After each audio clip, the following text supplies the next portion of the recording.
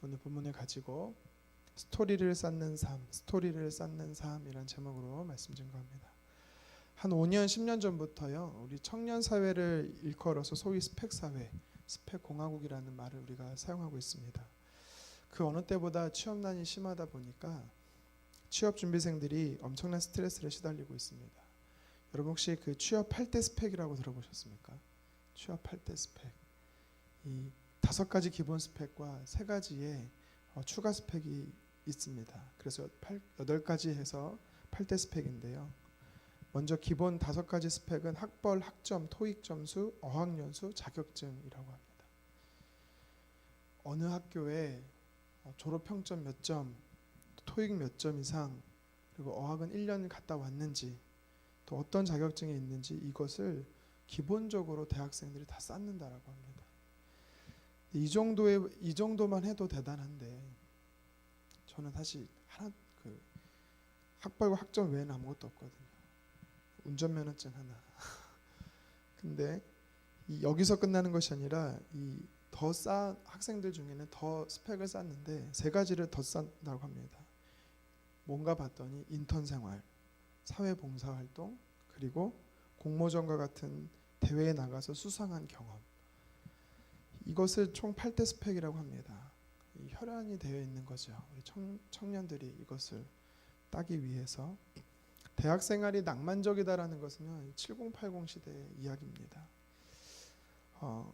고등학교에서 대학을 진학을 위한 것이라고 한다면 대학은 학문의 연장이 아니라 이제는 취업을 위한 하나의 과정이 되어버렸습니다. 제가 대학생 때만 하더라도요, 동아리가 음악 동아리 아니면 취미생활 동아리가 인기였는데 요새는요, 창업 동아리, 공부하는 동아리가 인기를 끌고 있습니다. 중간이나 기말고사가 되어야만 이 도서관에 사람이 붐볐는데 이제는 요새 대학교를 도서관에 가면 항상 늘 붐빕니다. 그리고 학과 공부를 위한 전공 서적을 보는 게 아니라 취업을 위한 자격증 공부를 하는 학생들이 그렇게 많다라고 합니다. 좋은 경쟁력을 가지기 위한 그런 모습일 수 있겠다 생각이 들지만 천편일률적으로 사람들이요, 스펙 쌓는 것에 혈안이 되어 있습니다. 왜 그러면 이렇게 스펙을 쌓으려고 합니까? 물어보면 2가지죠. 남들이 다 하기 때문에 하지 않으면 안 된다라는 것입니다. 또 한 가지는 더 좋은 직장을 얻기 위한다라는 것이죠. 여러분들 그거 아십니까? 열의 9은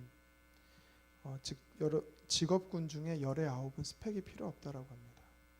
제가 아는 집사님 중에 김덕호 집사님이라고 계신데요. 이분은 대통령 직속 기관에 이 청년 특위 위원장을 맡고 계십니다. 제가 이분하고 대화할 일이 있었는데 청년 실업 문제를 해소하는 일을 이제 맡고 계세요. 그래서 학교와 또 이렇게 전국 대학교 회사를 다니면서 연결을 해주는 그런 일을 하는 것 같아요. 청년들이 취업할 수 있도록. 근데 이분이 말하기를 이 청년들이 취업할 수 있는 직업군이 총 3만 가지가 된다고 합니다. 근데 그 중에 8대 스펙이 필요한 건 단 10%밖에 되지 않습니다. 그러니까 90%는 스펙이 필요 없다라는 거죠. 그런데 대부분의 청년들이 90%에 관심을 안 갖고 10% 직업군에 관심을 갖습니다. 근데 또 고연봉군이 이 10%에 있느냐? 그것도 아니라고 합니다. 그러니까 요새 청년들은요, 쉽고 편하고 좋은 일에만 그냥 집중하다 보니까 그렇게 한쪽으로 쏠림 현상이 있다라고 하죠. 오늘 본문에 등장하는 이 다니엘을 보면서요, 그가 정말 스펙이 출중한 사람이었을까라는 생각을 해보게 됩니다. 다니엘은 어떤 사람입니까? 그는요, 중동의 강호였던 이 바벨론에 이 포로로 잡혀온 사람이었습니다. 바벨론은요, 이 정복한 나라에 좀 쓸만한 사람들을 데려와서 훈련시켜 이제 고용하는 그런 정책을 폈는데요. 다니엘의 조국 이스라엘은 이 아수르나 바벨론이나 애굽이나 이 강대국 사이에서요, 약소국에 불과했던 이 나라였고 또 그러한 나라의 백성이었습니다. 어찌 보면 우리나라랑 비슷하죠. 열강 안에 있는 우리나라랑. 다니엘의 학법은 꽝입니다. 꽝. 아무것도 없습니다. 그런데 오늘 성경에 보면, 어제와 오늘 본문에 살펴보면 1장 17절에 보니까 이 바벨론 2장 17절에 보니까 바벨론의 모든 서적을 깨달았고 모든 환상과 꿈을 깨달을 수 있었던 사람이 되었습니다. 또 20절에 보면은 지혜와 총명이 온 나라 박수 술객보다 무려 10배나 더 뛰어난 사람이었다라고 말합니다. 어떻게 이렇게 훌륭하고 또 탁월한 영향력 있는 삶을 그가 살 수 있었을까요? 그가 또 높은 위치에 올라가게 되지요. 그는 서열 3위에 또 훌륭한 위치에서 오랜 기간 동안 사역을 감당하는데요. 그가 그렇게 할 수 있었던 것은 스펙이 아니라 그는요 스토리가 있었던 삶이었기 때문입니다. 여기서 말하는 스토리가 뭡니까? 간증이 있는 삶. 스토리가 바로 하나님과 친밀한 삶, 하나님이 내 삶에서 역사한 경험을 체험한 사람, 체험한 삶, 이것을 이야기하고 있는 것입니다. 오늘 본문을 보시면 27절에 이제 두 번째로 느부갓네살 왕 앞에 나가는 이 다니엘이 이렇게 고백을 합니다. 우리 27절 같이 한번 읽겠습니다. 다니엘이 왕 앞에 대답하여 이르되 왕이 물을 은밀한 것은 지혜자나 술객이나 박수나 점쟁이가 능히 왕께 보일 수 없으되. 계속해서 28절 제가 상반절을 읽어드리면 오직 은밀한 것을 나타내실 이가 하늘에 계신 하나님이십니다 라고 그는 고백하고 있습니다. 아무도 알지 못하는 느부갓네살 왕의 꿈, 그가 알 수 있었던 비결은 무엇입니까? 어제 새벽에 본문이었던 2장 19절에 보면 밤에 환상 중에 하나님께서 다니엘에게 나타나셔서 알려주신 것입니다. 알려주셨기 때문에 다니엘이 알 수 있었던 것이죠. 사도행전 27장에 보면 우리가 잘 아는 말씀이죠. 바울이 로마로 가는 유라굴라 강풍을 만나서 무려 14일 동안에 망망대해에서 파손된 채 죽음을 기다리고 있었습니다. 모든 사람이 구원의 여정마저 끊어져서 이제 살 소망이 없는 죽기 직전의 상태에 이르렀다라고 성경은 말하고 있죠. 그때 유일하게 한 사람 바울만 이렇게 고백합니다. 여러분 안심하십시오. 살 수 있습니다.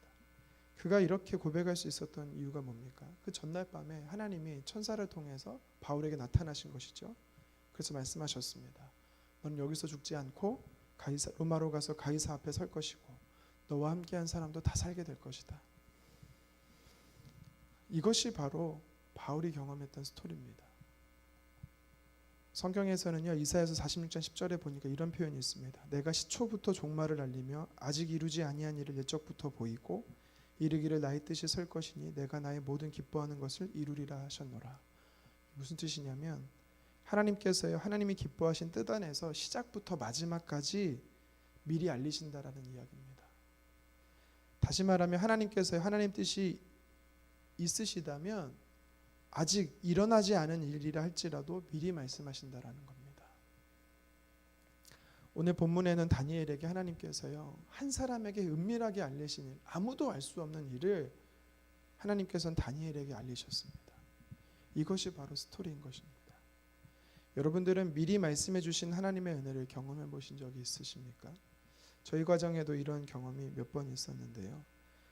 저랑 제 아내가 이제 청년 때 만났던 교회에서 결혼을 앞두고 새벽 예배를 함께 쌓고 있었습니다. 그때 교회에서 늘 그 목사님이 던져주셨던 기도 제목 중에 하나가 뭐였냐면 장로님의 아들님 중에 한 그 청년이 있습니다. 근데 그 청년이 루게릭이란 병에 걸려서 교회에서 이 형제를 놓고 함께 기도하고 있었습니다. 그래서 저희도 매일 이 형제를 위해서 같은 청년부 형제였기 때문에 같이 기도를 했습니다. 근데 하루는 제 아내가 이 친구를 놓고 기도하다가 막 우는 겁니다. 그래서 열심히 기도하는구나 생각하고 저는 묻지 않고 지나갔는데 며칠이 지나서 제 아내가 저에게 이런 얘기를 했습니다. 그때는 아내가 아니고 자매였죠. 네. 말하기를 회복이 되면 참 좋겠지만 하나님께서 이 형제를 천국으로 데려가실 것 같다라는 말을 하는 겁니다. 하나님 그런 마음을 주셨다라는 거예요. 그래서 자기가 며칠 전에 그렇게 많이 슬퍼서 울었다라고 이야기를 했습니다. 물론 이 사실을요 말할 수가 없었습니다. 말했다가는 큰일 나니까요. 그래서 두 사람만 우리가 기억하고 정말 하나님의 뜻이라면 그 장로님의 가정을 위로하시기 위해서 또 그 당사자였던 그 청년에게 하나님께서 평안을 주시도록 기도를 많이 했습니다. 근데 정말로 며칠 만에 갑자기 하나님께서 천국으로 그 형제를 부르시는 겁니다. 오늘 성경에 보면은요, 28절과 29절과 30절에 반복해서 나오는 단어가 있습니다. 다니엘이 반복해서 쓰는 표현이 있습니다. 그게 뭐냐면 은밀한 것을 나타내시는 이다라고 말합니다. 다니엘에게 있어서 스토리가 무엇인가? 그 삶 속에서 쌓았던 스토리가 무엇인가? 그것은 뭐냐면 자기의 하나님, 내가 경험한 하나님은 은밀한 것을 미리 말씀하시는, 나타내시는 하나님이다라고 그는 이야기하는 것입니다. 제가 한 가지만 더 말씀드립니다. 제가 몇 년 전에 오린교회에서 교구 사역을 하고 있을 때 이 은밀한 것을 나타내시는 하나님에 대해서 깨달은 적이 한 번 있습니다.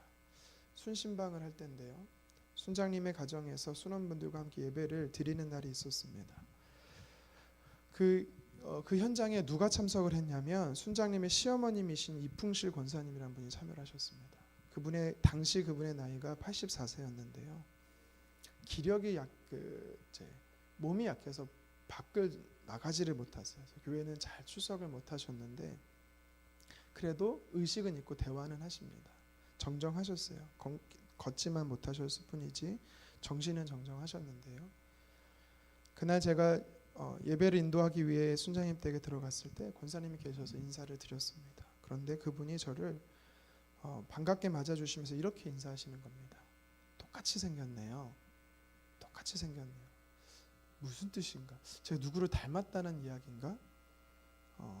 똑같이 생겼다는 말을 제가 이해를 못해서 그냥 웃고 지나갔습니다. 근데 권사님이 자초지정을 설명하시는데 제가 좀 놀랐습니다. 신기하기도 했습니다. 뭐냐면 어제, 그러니까 그 당시에 순예배가 있었던 하루 전날에 권사님이 기도를 하시는데 하나님이 젊은 목사 한 사람을 보여주셨다라는 겁니다. 내가 사는 집에 젊은 목사가 한 명이 오는데 그게 바로 저였다라는 겁니다. 그래서 똑같이 생겼네요라고 저에게 이야기를 하시는 거죠. 연세가 많다 보니까 제가 의심을 하나 했습니다. 뭐냐면 순장님이 미리 말씀하시고 또 제가 온다는 이야기를 했는데 이분이 기억을 못하시고 또 착각하시는 게 아닐까. 그런데 제가 그 순장님께 묻기를, 순장님 하시는 말씀이 오늘 예배가 있는 거에 대해서 시어머니에게 절대 자기가 얘기를 한 적이 없다라고 말합니다. 제가 그래서 그냥 그러려니 하고 말았지만 제가 한참을 생각을 해봤습니다. 하나님은 어떤 분이실까? 하나님은 하루 사이 차이였지만 이렇게도 권사님에게 미리 말씀하시는 분이시구나. 우리의 하나님은 모든 것을 말씀해 주실 수 있지만 하지만 하나님의 선하신 뜻 안에서 말씀하시는 분이시고 또 삶의 소소한 부분일 수 있겠지만 그것이 하나님의 기쁘신 뜻이라면 하나님은 은밀한 것을 우리에게 나타내시는 분임을 깨닫게 되는 것입니다. 오늘 말씀의 다니엘은 한 나라 왕 앞에 나아가 담대하게 그 하나님을 표현하고 있습니다. 어떤 분인지, 내가 경험한 하나님이 어떠한 분인지를 담대하게 선포하고 있습니다. 이렇게 담대할 수 있었던 이유가 무엇입니까? 그의 삶 안에 하나님을 경험했기 때문에, 그 하나님을 체험했기 때문에, 스토리를 쌓는 삶을 살았기 때문에 가능했던 것입니다. 간증이 있는 삶을 살았던 것입니다. 여러분은 지금 어떤 하나님과 동행하고 계십니까? 어떤 하나님을 경험하고 계십니까? 다니엘은 은밀한 일을 알리시는 그 하나님을 경험했습니다. 자신의 삶에 역사하시는 그 하나님으로 말미암아 담대하게 왕 앞에서 하나님을 증거하고 있습니다. 여러분은 누구에게 그 하나님을 알리고 계십니까? 하나님께 도구로 쓰임받았던 이 다니엘처럼 저와 여러분들이 많은 사람 앞에 하나님을 담대하게 증거하기를 간절히 소망합니다. 내 능력, 내 육체의 스펙을 쌓는 우리의 삶이 아니라 내 삶 안에 역사하시고 오늘도 살아계셔서 말씀하시고 은밀한 일을 나타내시는 그 하나님과 친밀한 교제를 누리시기를 간절히 소망합니다. 오늘 하루도 하나님과 스토리가 있는 삶을 쌓되 누구를 만나든지 어느 곳에 있든지 간에 담대하게 하나님을 증거하는 저와 여러분 되기를 주님의 이름으로 축원합니다. 기도하겠습니다.